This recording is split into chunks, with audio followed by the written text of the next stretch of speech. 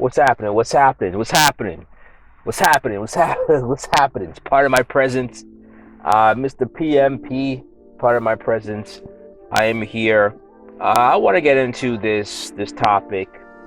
It's about hip hop, man. Okay, and it's not about the music. It's not what I want to talk about. It's not the music because that's a whole another animal. What I want to talk about is the lifestyle. Okay, uh, when I was growing up, and I'm from the era of the 90s, 90s, early 2000s. I grew up on Bad Boy, Death Row.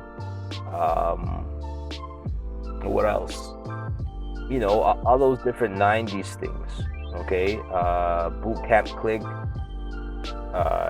Digging in the Crates, Common Sense, not Common Sense, stuff like that. So I'm coming from that era, and then into my later on years, 50 Cent, Rough Riders, DMX, stuff like that. So I say all that to say this: in those times, you had to not necessarily live what the music was about, but you have to be, I guess the best word to describe it is thorough, where either you were in that type of life, or you knew people in that type of life, or you did some really foolish things that could have landed you in jail, could have gotten you killed, end up in a situation where you throw your life away. Okay, a lot of people lost their lives over repping that lifestyle, whether it's the gang life, whether it's the thugged out life, whether it's the committing crimes, pulling off a lick, all those different things. And a lot of us felt that that was part of the coming of age in hip hop. And you couldn't really be quote unquote certified hip hop fan or considered a person who loves hip hop if you didn't have that particular element as far as the street life. Now, that doesn't mean selling drugs, all kind of foolishness like that, but just means being comfortable in those types of environments where it might be illegal activity going on, or you just live in that type of counterculture lifestyle. Okay, and there was some danger to it. A lot of things you had to do away from your parents. A lot of things put you in a predicament where you had some setbacks. Okay, so that is the era that I grew up in, and as far as what hip hop meant to us and how we had to search for the hip hop that we liked. It wasn't so readily accessible. You really had to know your hip hop. You really had to go to different venues, different clubs, hole-in-the-wall clubs to see your favorite artists. You had to roll 10 deep to clubs, to night spots. That was the life. You might have little local beefs. You might be aware of certain things. That was just the life of hip-hop. And a lot of times, your education suffered. Your trajectory was shortened or was lowered because of that affiliation, and a lot of negatives came from it. A lot of positives too, but a lot of negatives came from it that were really unnecessary. Now, I fast forward to today, okay? Because again, remember I said you have to be thorough. The opposite of thorough were the nerds, the ones who weren't cool. The ones who were pretty much, not part of the culture because they couldn't hang. Now, when I go to clubs nowadays, the same people that were the nerds, the same people that were all in their books, the same people that were not counterculture but really enjoyed the system, that really participated in the system, that promoted being in the system or one with the system, I'm seeing them in the clubs, rapping word for word. What up, Doug? What up, Blood? What up, Cuz?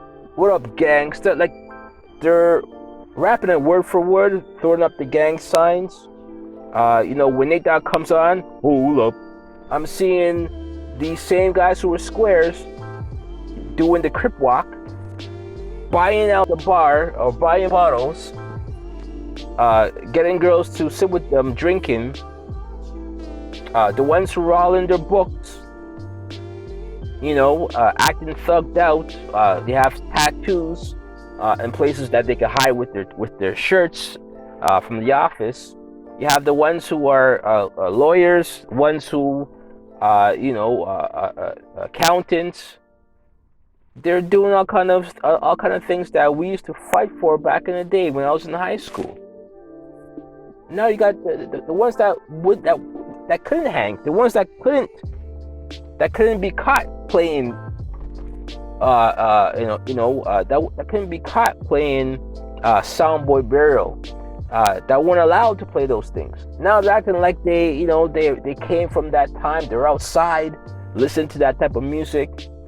They're in the clubs dancing to it word for word, reciting the lyrics like they're thorough. And, it made me realize something, that part of the mistake that a lot of us made is that we took the music and we didn't separate it from the life that we were supposed to lead growing up when we were young. Okay, we took the lyrics to heart. It was law. We took the imagery, the dress code, all of that as law. We looked at hip-hop as a lifestyle. The kids nowadays, hip-hop is just entertainment. It's the shit that you do on the weekend. But Monday to Friday, you're a DA, you're a prosecutor. Monday to Friday, you push numbers for a living. Monday to Friday, you might lock a brother up because you're a cop.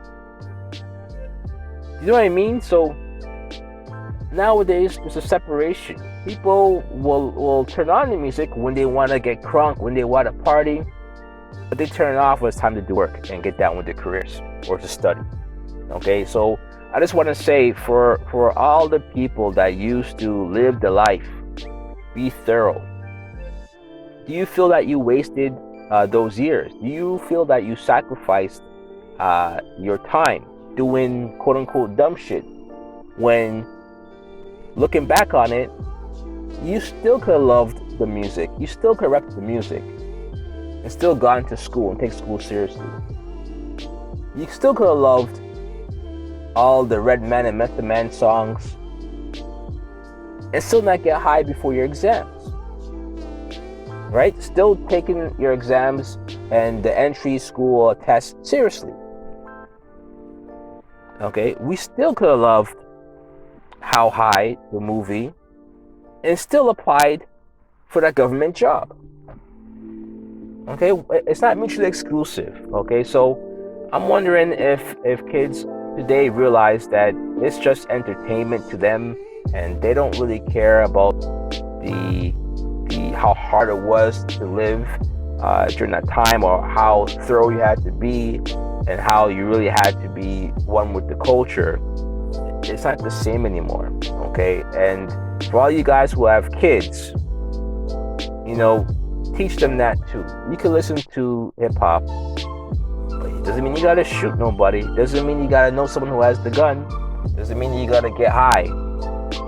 Just listen to it for entertainment. But you're gonna study and you're gonna work and you're gonna do that essay and you're gonna get your high marks in school and you're gonna take those exams seriously and you're gonna study your ass off.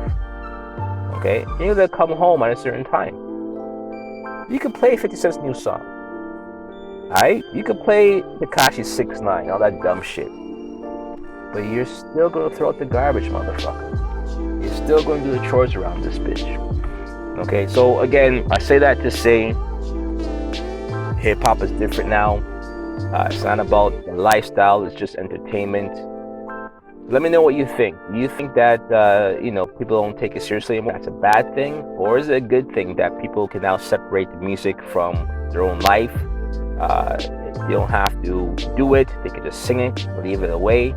or throw it away after that and go about their day and being productive in society and get a good job, start a good career, and not have to throw your life away trying to be all thugged out and emulate 50 Cent. Let me know what you think.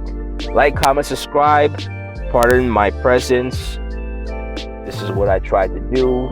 I try to get people to think, get people to question what they thought was true. And there it is. Let me know what you think. Peace.